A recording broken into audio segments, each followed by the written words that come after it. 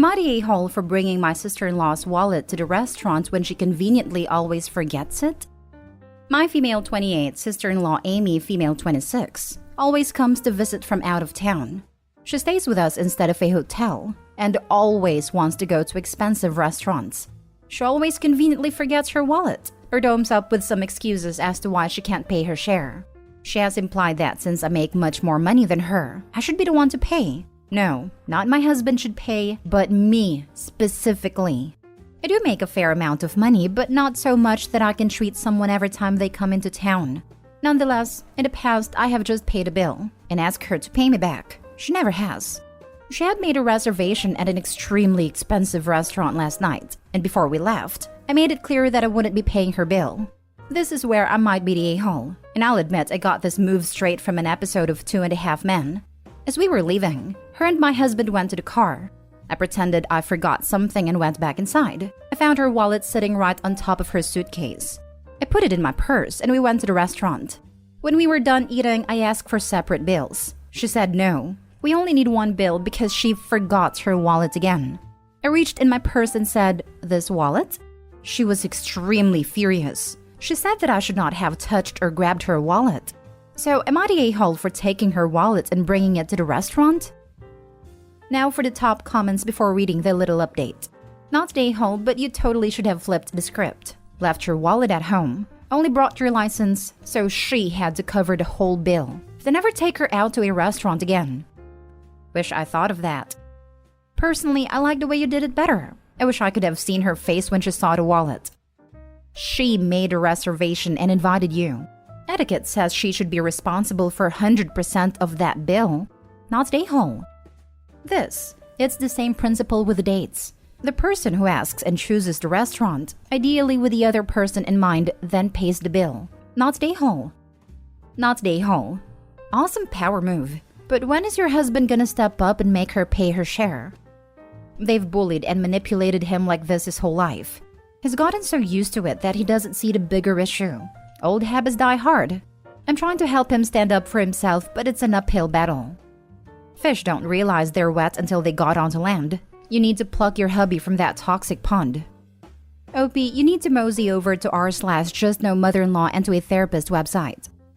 I have several cringe mother-in-law stories that I've wanted to post to that sub. I just might do it. Little update. Amy just called me. She saw this post and she yelled at me for bad-mouthing her on the internet. Honestly, I don't care.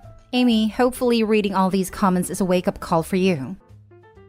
Next story. Am I the a-hole for kicking my brother out over a joke?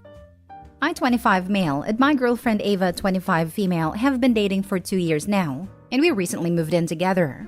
Due to the pandemic starting around the time we began dating, she'd never met my older brother Jared, 36 male, till now.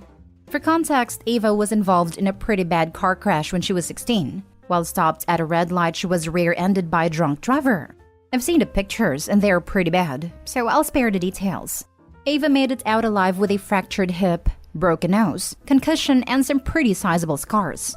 Because of the accident, Ava still goes to physical therapy for her hip and has a bad memory. If it's not written down, it goes in one ear and out the other. Her words, not mine. Yesterday morning, Ava left pretty early for her appointment. She has forgotten her notebook at home, which has all her important info and lists for the day. So when she got home, she was shocked to see Jared in the apartment. It took a minute or so to remind her what was going on. When she remembered, she smiled and went to introduce herself to Jared. Jared laughed at her and said, "I didn't know you were dating the fish from Nemo. At least she's not a fatty." Ava was reasonably shocked by this and tried to continue on with introducing herself. Jared said he didn't need to know her name because he was going to call her Dory. He then made a joke about Ava's scar. She was wearing a tank top, so you can see the scar going from her right shoulder down her arm. The second Jared said that, I got super angry and kicked him out, telling him he wasn't welcome in our house and not to contact me. All day my parents have been calling and telling me I'm overreacting and should apologize and talk to Jared again. Ava's thankful I kicked him out, and our friends agree I did the right thing. I feel bad now, like maybe my reaction was a little out of line and over the top. Am I the a-hole? Not the a-hole. I'm not sure why this needs to be said, but defending your girlfriend from ableism is always the right play. Until or unless Jared apologizes genuinely, as in actually understands he was wrong and why. I'd go further and just stop associating with him altogether. Honestly, you would be the a-hole if you just let this slide and acted like nothing happened. Also, who starts saying all this bullying stuff to someone they just met? Oh right, jackasses. Not a-hole. Your brother is a huge a-hole. And some other really choice words that would get me in trouble here. I'd go no contact with him over this. There is absolutely no excuse for his bad behavior. And tell your parents that they raised a bad seed. And if they keep defending him, go no contact with them as well. What kind of people enable such atrocious behavior? Defend a horrible behavior and a person perpetuating said bad behavior. Do apples not fall far from the tree? Or is he the golden child? He's the God-given golden child who can do no wrong. That explains a lot. Hope his child doesn't take after him. By the way, OP, you should have named him Richard in the post. You know, because he acts like one. Next story. Am I the a-hole for telling my in-laws they have to call before visiting? Recently, my wife 29 female and I 32 male bought a house. I told her family that they are welcome if they want to visit. They just have to ask first. And because we have a newborn baby, I also told them that for now we will be hosting only short visits from the baby's grandparents, with no more than 3 people at the same time. I've never been a social person. I've never visited anyone before asking or being invited, and nobody has ever visited me without asking first. Not even my parents. I thought that was a common rule of basic education, but who knows? That's why I'm asking if I'm the a-hole. As soon as the baby was born, they started coming without asking, staying from morning till evening and regularly making a mess in our kitchen. I told them that we don't need help. I work from home and my wife is on maternity leave, but they are welcome to visit. On Sunday, my wife's parents, siblings, and nieces showed up. We were asleep, and they called like 20 times. After that, they started sending pictures of our entrance saying they're outside. Finally, they woke me up. I went out and told them we were asleep. They wanted to go in, but I assumed they saw my face at a time and just left.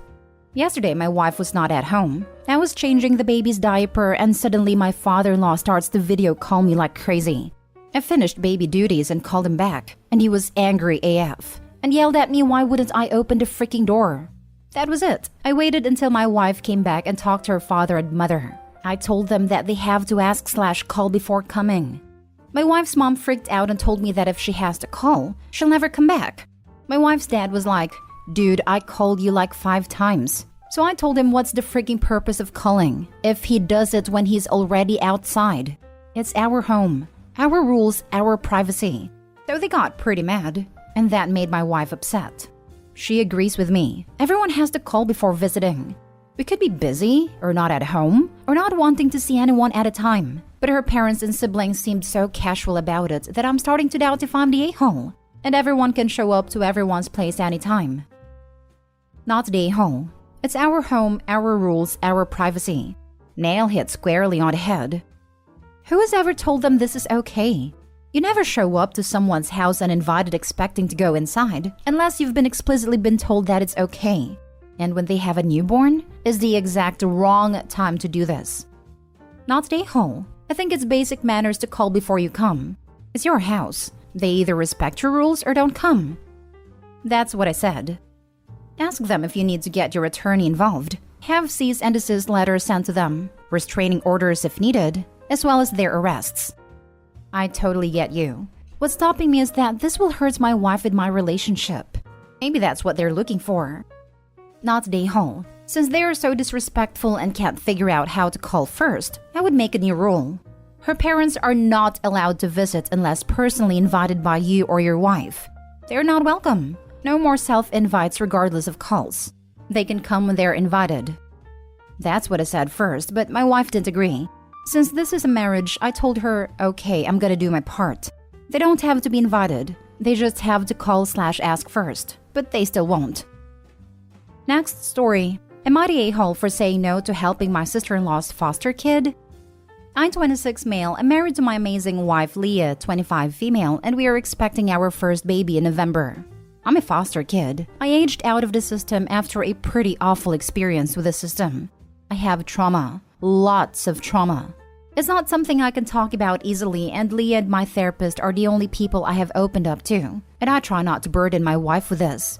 She understands and never pushes, but she has told me that I can tell her anything when I need to. Her sister Janet, 33, female, and brother-in-law Michael, 37, male, are foster parents and biological parents. Their first foster kid has been with them for about 4 months now, and the kid is struggling. The kid hasn't told them much about their experience, but they assume, probably correct, that their time in foster care has not been very positive. Janet wanted me to take her foster kid under my wing and speak to them about being a foster kid and basically act like a therapist. She said based on my own history in the system, I would be the best person to help. But I don't feel up for that. I don't think I can deal with someone else's trauma related to foster care on top of my own. And I don't feel like I could talk about my experiences either or bring up my trauma to the child. Janet and Michael did not like my response. Leah and Janet fought. Then Janet and I disagreed very strongly on it.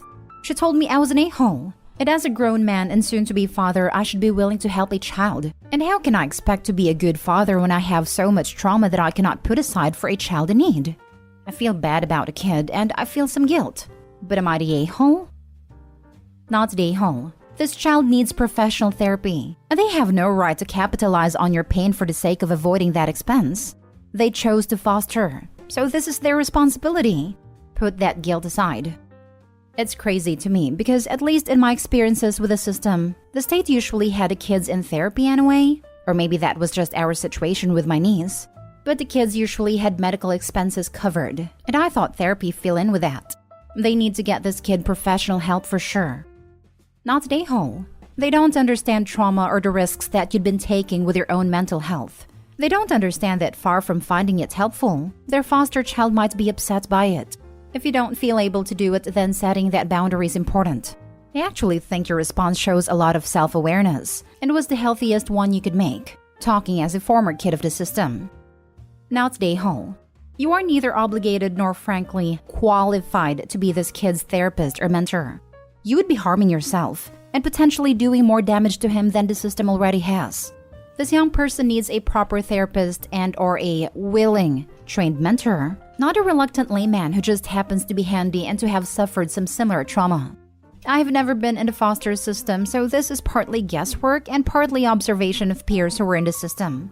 One of the things the system seems to strip away and discard is the ward's sense of privacy. Strangers often know your story, sometimes pieces of it that you don't, and you don't get a choice. Your sister-in-law's request is another example of that disregard, however well intended, for the concept of confidentiality. Now, for the last story, am I the a-hole for not helping my sister with her IVF solely because of her husband? My 34 female sister Meg, 31 female, cheated on my ex-brother-in-law, Josh, with his best friend Liam. They did it for over 4 years until Josh found out and broke up. Liam and Meg have been officially together for 5 years now. My ex-brother-in-law has been my best friend since elementary school, and my sister knew him through me. And despite me saying it would make things uncomfortable, she insisted on hitting on him until he noticed and they started dating.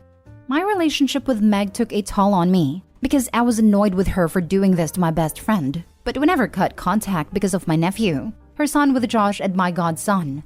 1 year ago, I received a large amount of money from inheritance. And because I have a good financial condition, I decided that half would go to help my parents and siblings. My parents received 50% and my 4 siblings, 12.5% each.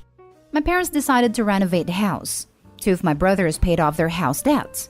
Meanwhile, my other sister asked if she could pay for IVF treatment with her girlfriend with that money, and I said yes. At no instance did I control how they wanted to spend their money. Well, Meg was super happy with my help and talked about paying for IVF with Liam because of his infertility, and I hesitated.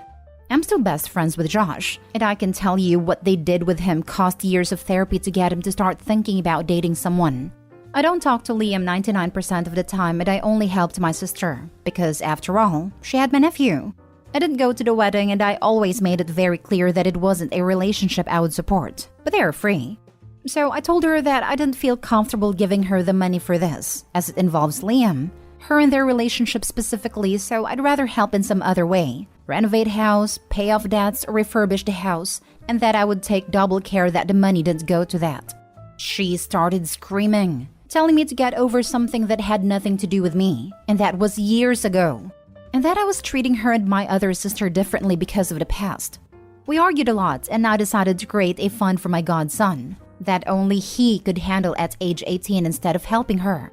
Well, this created even more mess because she claims that I helped everyone but her and that I was cruel in denying helping her to have another child when they can't naturally. I really don't feel comfortable doing this. Am I the a-hole? By the way, they didn't receive this inheritance. She never received the money because it went to my nephew's fund before she ever received.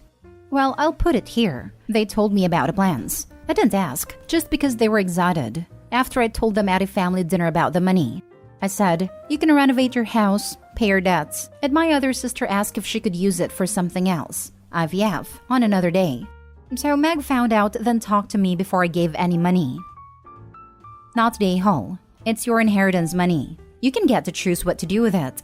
I think setting up a fund for your nephew is a brilliant idea. If she wants another kid so bad, she can go cheat on Liam. Haha, that's awesome. OP, not the a-hole. Your money. I like the trust fund idea. Not the a-hole. Okay, so you are treating your two sisters differently. So what? One of them didn't put your best friend through the ringer. The money is yours. You could have chosen to keep the money. You could have given it to Josh, an arts museum, or the local animal shelter. Meg doesn't have any say in what you do with the money. If she really wants another child, she could try adoption. Also, by helping her nephew, by proxy OP is still helping her sister. Meg is so obsessed with starting a new little family that she's forgetting about the son she already has. Her pouting about the money going to her son is indicative to the quality of her parenting. If she cannot afford IVF, then she cannot afford another child. Sorry. Absolutely not the a-hole. I hope Josh is doing better.